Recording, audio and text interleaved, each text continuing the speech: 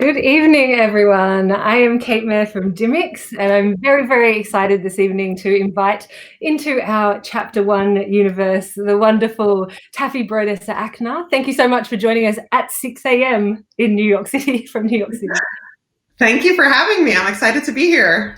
It's our absolute pleasure, because this is one of our favourite, and definitely one of my favourite novels of the last while. And I'll just say, for anyone who hasn't read the book yet, which is crazy, you should definitely buy it tomorrow if you haven't. I agree. I'll tell you a little bit about Fleischman is in Trouble, which is the beautiful book I have behind me here. But it essentially follows the story of Toby Fleischman, who is a approaching middle-age, recent divorcee. And he suddenly one morning he wakes up and his wife has dropped the children over before he wakes up at 4 a.m. It's not his turn to have the children. He's been having a really good time on these dating apps, and suddenly he has to sort of, look after the kids instead, and his wife has gone missing, and he has to sort of assess how he feels about, or look back on that marriage and what might have sort of gone wrong with his wife, Rachel Fleischman. And it's an absolute cracker. It's whip smart, and I'm sure you're going to love it. But one of the interesting things I wanted to mention is that Taffy is also a staff writer for the New York Times Magazine, a very, got this great career as a well-respected journalist. When did you know that you wanted to write a novel? Had you always wanted to write a novel, and how did you juggle the two? Oh gosh, that question, it's like a blur how I juggled it. But I wanted to write this as a magazine story. After I guess I was turning 40, and a lot of my friends were coming to me and telling me that they were getting divorced. And then they were showing me how they were dating, which was not how we dated in the 90s. And I thought it made a great story. And at the time I was on staff at GQ, and I called up my editor and I said, I want to write a story about the way people are dating now. And he could not believe how out of touch I sounded. He said, no one will even know what you mean. They've been dating like this for so long. So I sat down and I started writing it out of some kind of instinct to just want to tell the story. Now, I had always wanted to write a novel. Maybe I went to film school. I have a degree in screenwriting. Like I've always wanted to tell any kind of story anyone would allow me to tell. I never planned it. I did not say it is now time for me to write a novel. However, I was meeting with a lot of publishers because my magazine work was getting a lot of attention, and they all thought I'd want to do a nonfiction book. And the idea of a nonfiction book just filled me with so much like pre-exhaustion and dread because it's what I do all day. Yeah. And so I just started writing this, and it went relatively quickly. I had a first draft in 6 months, and it took a lot longer to get it to where it is now. But I don't know how I juggled it, because I wrote a tremendous amount of journalism during that time. I think I loved it. Like when I hear about people who are having affairs and how they are like rabid-eyed and they need to get to the person, that's how I don't know what it says about me, but that's how I was with this tab that was hanging out in my computer. Like I couldn't wait to get to it. While I was on conference calls, I was adding a sentence. While I was on airplanes, I was writing it. That's how it went. Yeah. I mean, don't get me wrong, we would totally read your novel on Bradley Cooper or Gwyneth Paltrow or anything. I mean, you might have to one day. They were fabulous pieces that you've written. But also, one of the things I'm really interested in terms of the structure of the novel is you've written a book that's through the eyes of Toby Fleischman, but it's actually narrated by a female, and it's a friend of his who he, from college, who he contacts when he's become divorced because he's reconnecting with his friends. I'm interested in why you took that interesting sort of structure of through the eyes of a man, but narrated by a woman. The book was born to be a book that when you were done reading it, you realized you were reading the version of someone who had witnessed it. That was the whole conceit of it, that I wanted to do something interesting with narration. But the first draft was third person. And when I handed it in, my editor didn't realize what I was trying to get him to realize, and he's a good reader. So I changed it to first person.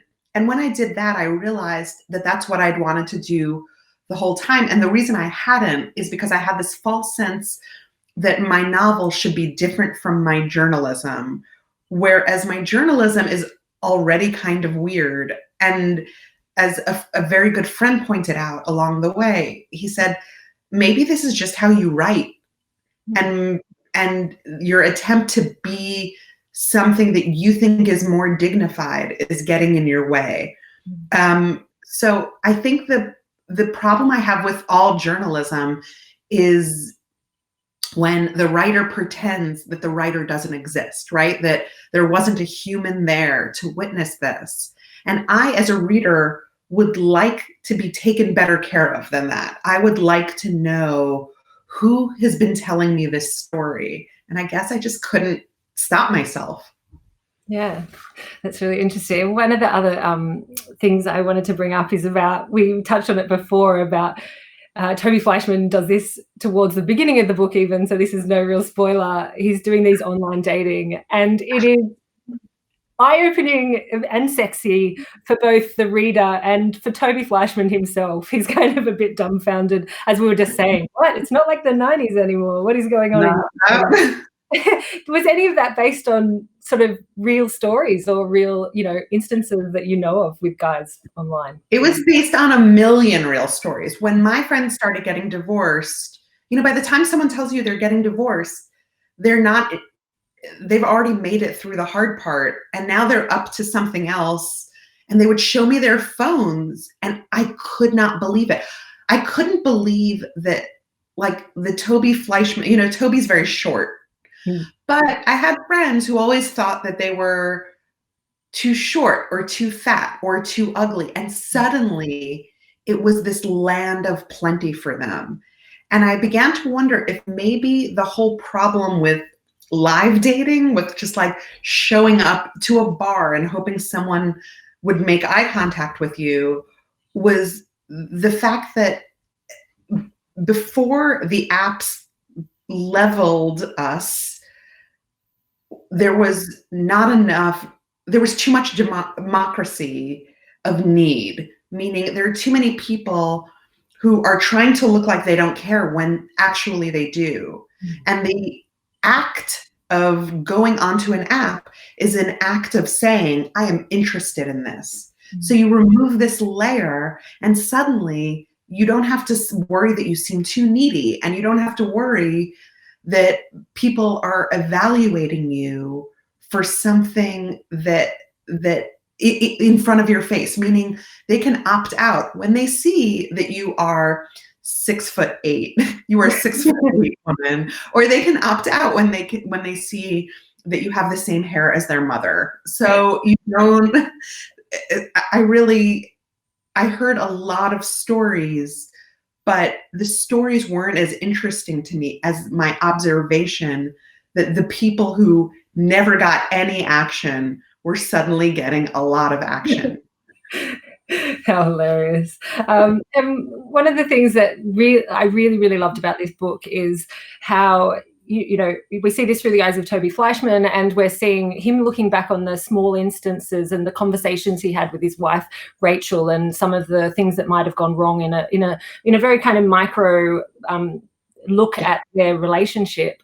But it also is at the same time talking about really big themes, and they're showcasing really big themes of what can go wrong in a marriage or what can go wrong in a life. Or I'm interested in sort of how you went about that and what some of the themes are according to you that we see in Fleischman is in Trouble. So I think I set out to write a book about dating, and it turned out and I was not interested in writing a book about I think the only way you could really understand how revolutionary this kind of dating is to do it through someone who didn't always date this way, which puts you in a middle-age marriage, like into middle age. Yeah. And the kind of middle-aged person that I wanted to be discovering this had to be someone who was newly discovering this, which meant that it had to be about divorce, and any divorce novel, also a marriage novel. So that's how it went in my mind. But someone recently, or not recently, like over and over, people ask my husband how he feels about the fact that my first novel is a divorce novel or a marriage novel, like whatever they've decided, a dating novel, like all of it is not okay in a lot of people's eyes for maybe just a woman, but like a married middle-aged woman to write. And he sees it as a divorce novel, but he says that that was the closest I was going to get to like a coming of age novel, because I've been obsessed with divorce my whole life. My parents are divorced. Literally, while I was on tour for this book, 2 of my 3 sisters got divorced. Everyone, like, I have a lot of divorce in my family, to the point where it's a legitimate point of view, but I didn't think I was writing that book. Is that your question? I'm sorry. I may have no, in terms of the theme of the book, everything that came up became a theme of the book because I suddenly had to resolve everything, right? At the end, you can't have a date, like an app novel, without having a dating novel, without having a middle-aged novel, without having a divorce novel, without having a marriage novel. And so you bring up all these things and they all have to be addressed. Yeah. And I've been married now 14 years. I had a lot to say. Yeah, great. And I want to open up to some audience questions in a moment, but one other thing I wanted to ask you about, and I'm desperate to do this without giving any spoilers.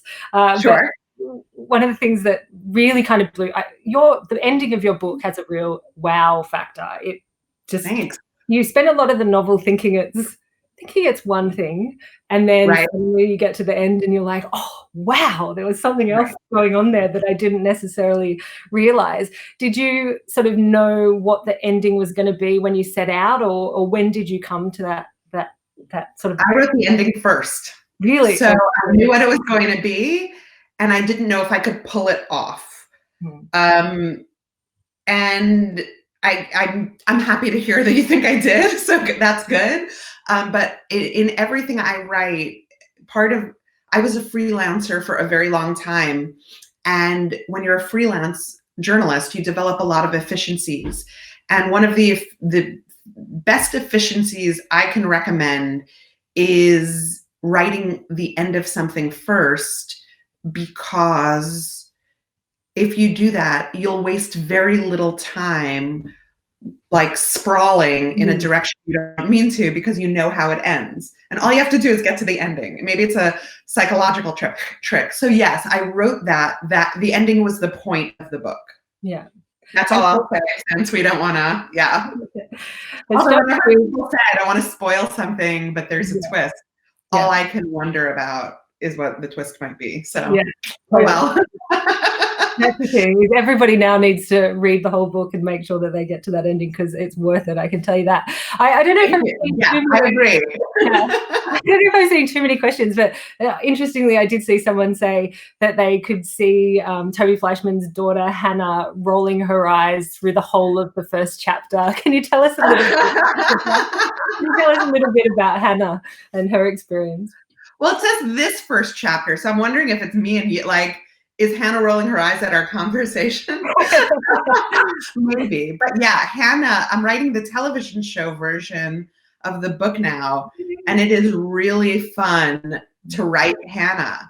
And just the kind of contemptuous, teenage contempt that like makes no sense to anyone. It's like contempt for the sake of contempt. It is a lot of fun to write. It is not a lot of fun to be around. I have a 12-year-old son who is starting on eye rolling, but I remember being a girl like that. Yeah. Just everything's disgusting. I've got a question. Hi, Taffy. I loved the book and the twist, but I'm conflicted about Toby. His thoughts and actions can be questionable. So do you think he's essentially a good guy? That's a great question, Sue. So I go through the world, especially as a journalist, with the belief that everybody has a defensible point of view, meaning unless you are a real monster, like most people can justify their actions. And the experiment of the book was, if you tell the story of somebody who's been hurt from their point of view, how soon will people realize that they're dealing with someone who might not be someone that they would love in real life? Because telling a story on somebody's behalf is so powerful as a move that there are times where you feel the rug being pulled out from under you and you feel betrayed. There are certain landmarks in the book where people realize that not everyone, some people finish and they loved Toby. But there are landmarks in the book, and I always love to hear, at what point did you turn on Toby? I mean, there are a lot of reasons, and there may be 3 or 4 big things that kind of escalate. And I don't, without giving too much away, I think it says a lot about you, not in a good way and not in a bad way, for how long before it occurred to you that this guy might not be the kind of innocent victim that we think he is. That's as much as I'll say. Yeah, there is but that. I do think he's essentially a good guy. I think that people at the end of their marriage, or in a marriage that isn't working, they all turn terrible, no matter how good they are. And one of the parts that I've seen of people recovering from divorce is trying to learn how to reckon with who they were during that time. But also a man who is a 5'5" man who is newly discovered dating. I mean, good luck. Yeah, and even on that, while I'm waiting for another question maybe to be put up, I think part of it for me was and this is one of the reasons why it's really interesting to have that narrator, but Toby's story was when she was saying, I suddenly started to realize that every time I had a conversation with Toby, he'd only comment if it was in relation to something I'd said about him. Right. I mean, isn't that, doesn't everyone have a friendship like that, where suddenly we're like, oh, when's the last time you asked about me? And then once you realize that in a friendship, it's all you could see. Yeah.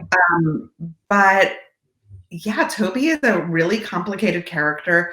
And the narrator, to your first question, the narrator was really important for that, because I find that it was hard to tell a story from somebody's point of view unless there is somebody who is experiencing the point of view, right? There's somebody who is on this, like, who is observing this and kind of turning on it. I see some really interesting questions. Yeah.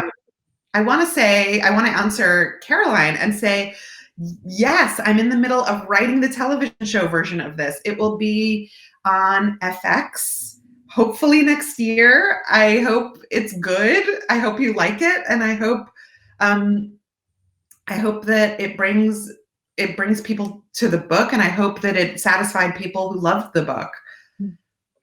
And like, being then a script writer, how is that experience different on your own novel? I mean, I know that you've sort of done some film writing before, but how's that experience been? It's great. I mean, I didn't think I wanted to adapt it myself, but then when I was in talks about it and other people wanted to, I became so jealous that I just couldn't allow it. And now I find it amazing.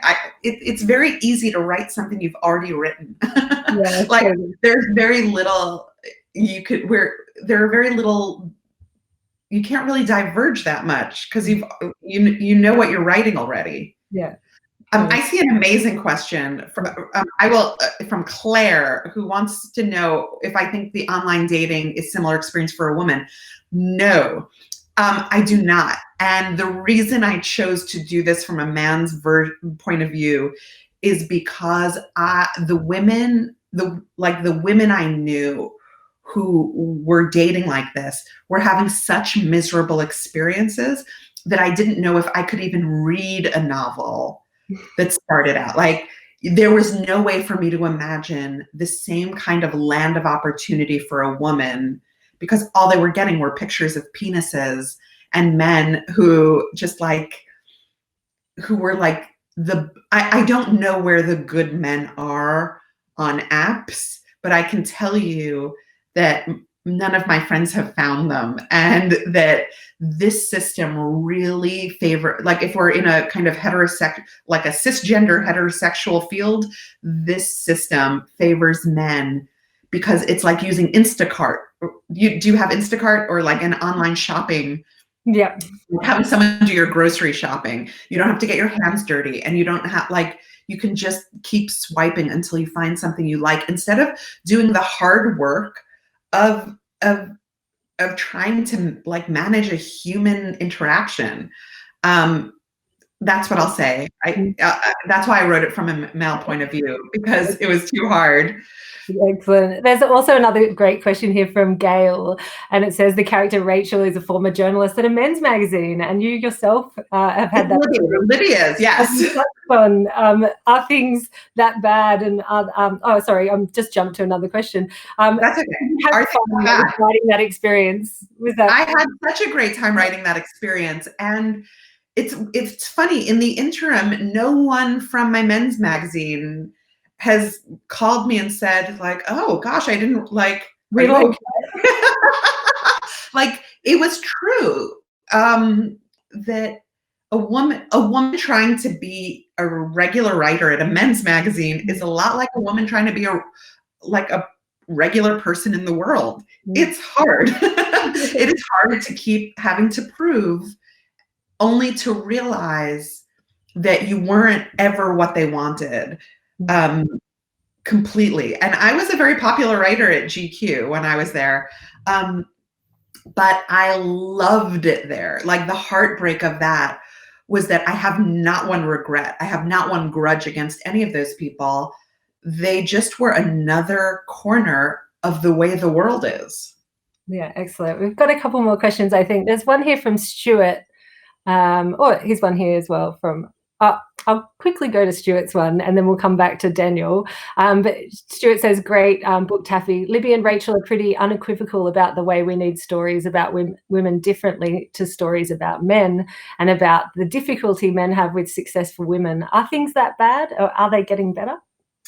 Stuart, they get better when a man asks questions like this. Thank you. Thank you for saying that.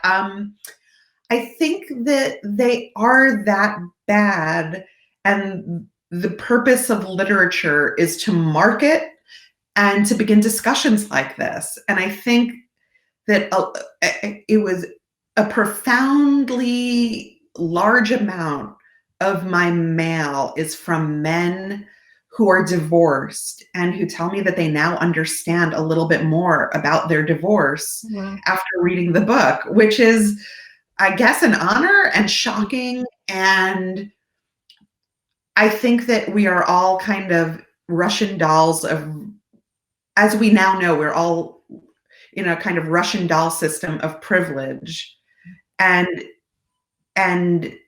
the kind of the white male has been at it for quite a while. And so everybody has a different version of that story. And the men haven't been able to see it clearly for a long time, because how could you? You know, I have two sons, and I watch how the world kind of falls at their feet. And I mark their experience to the time that I was their age. And man, it looks so easy to be a man, but yeah, it's time for women's stories to be told. And it's a lot of men who entered this story because it has a kind of muscular cover. And other than my goofy name, it appears to be a male novel at first. And it's a great honor to hear things like that. So thank you very much. I hope they get better. I think we're off to a good start. I don't know. Different reports out of different corners. Excellent. I might go back to that question of Daniel's, which was, how did you put yourself in a man's mind? Another interesting. It's interesting. People have always asked me that. I think I had been doing it at a men's magazine for so long that I came to the conclusion that men and women are actually completely the same in many, many ways, except imagine that you did not have to equivocate or apologize, and imagine that you got most of what you wanted without having to explain why you deserved it. That's really like, to go into all of those stories and to listen. Like, I have spent at this point hundreds of hours listening to men tell me their stories, and the way they tell their stories is so different from women. That's the difference I've come up with, and that's how I was able to do it. He's an amalgamation of all the men. All the men. All the men. We probably have time for, I think, one more question. So, Tim, if you had another one that you wanted to throw us, otherwise, I can definitely come up with. Alice asks a great question. Yeah. My book was not marketed as chicklet. Oh, yeah. I think it's not. First of all, it's not chicklet. It is like, it does not have the kind of pleasant reading experience that I've had with chicklet. It is a hard book. But absolutely, I had to keep reminding people what this book was in the marketing of it. I mean, my first name is Taffy, and there's apparently a lot of tendency for that. When the cover, I'm lucky that I'm taken very seriously as a journalist. Although, what does it say about us when we say that, like, something called chicklet is immediately not taken seriously? It's terrible, because many of those books are great as are books of of what's called literary fiction. The cover was maybe the 20th cover, and it came after I asked my editor to take my name off the book when sending it to a designer. And I think that's how it happened. It was not easy, and it had a lot to do with the fact that I was already a well-known writer, that I was able to make those demands, and my editor is great. They in the marketing of things, they are always just trying to do what works. Whereas, like, I didn't necessarily want to disappoint people who got a turquoise cover and opened it up to find a garbage fire of the soul, which is what my book is. Please read it. Absolutely, we should. Absolutely. And now, Taffy, it's been an absolute joy talking to you about Fleischman is in Trouble. I picked it up a second ago, but anyone who hasn't read it, Fleischman is in Trouble. It is one of the hottest novels of the year. It's one of my favorite, not of the last year, but of years and years. It's so amazing, and it's been lovely. And also, thank you for joining us at 6 a.m. Thank you. Of all the things I've woken up for at 6 a.m., this has been the best in a long time. Thank you for your great questions, everyone. And thanks for reading my book. Oh, our pleasure. It's been an absolute pleasure. And everyone should go out and buy Fleischman is in Trouble. And also, while you're at it, make sure you look at the New York Times magazine, because some of Taffy's profile pieces, aka Gwyneth and Bradley Cooper, are absolutely and we can't not mention those. They're absolutely amazing. Thank you so much for joining us, everyone, for our Chapter 1 series. On Friday night, we'll be speaking to former Prime Minister Malcolm Turnbull, which is going to be amazing as well. And thanks, Taffy. And please, we absolutely can't wait for another novel. So please get writing that one. I'm on it right after this. Right after we hang up. Love it. Thank you. Thanks a lot. You're listening to Dymocks.